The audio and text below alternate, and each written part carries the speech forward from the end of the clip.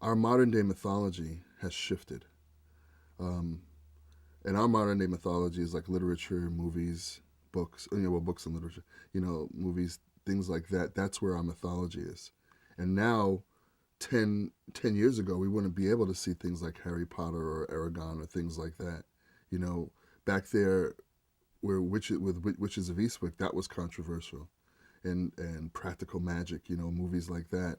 People are starting to see that there's something else on TV. There's mediums, there's wizards, there's all kinds of things. Psychics, it's Right. all So there, yeah, and it's not, exactly. and it's cool. Kids Right. think it's really cool. Exactly. So it's like it's a modality of time.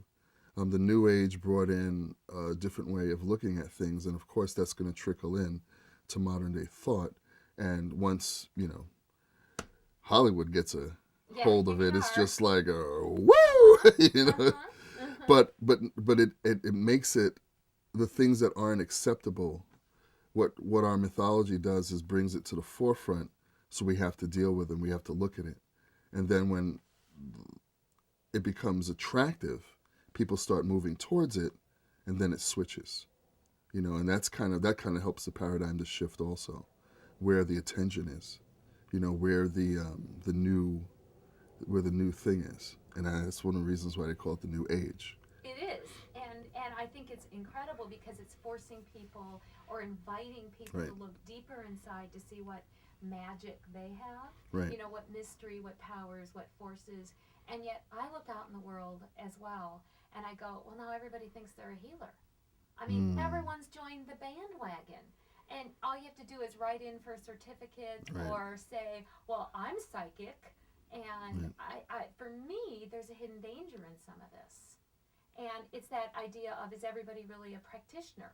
Are they still practicing? Or when did they get qualified to actually say they're doing it? How do you approach that? This is why I speak about the practical applications of it, because when it gets into that woo-woo stuff and nothing's actually happening, you're giving people a bunch of things to do, and you're saying, "Oh, I see your aura" and stuff like that. If you can't bring that down to something that a person can utilize, a person can take away and go, "Okay, now I have tools to work with throughout my day." If it's not functional, you're not healing. If there's not change, you're not healing. If there's not effect, you're not healing. So it's either distraction or change. If you're creating change, if you're creating insight, if you're giving a person a mirror to look into, if the person is looking away from themselves, it's not healing. If the person is looking into themselves, they're being healed the moment that they're looking in. So it's about creating realization in the person, creating a pathway for understanding and negotiation of that paradox. How does a person go into their life? Do they have to rely on you?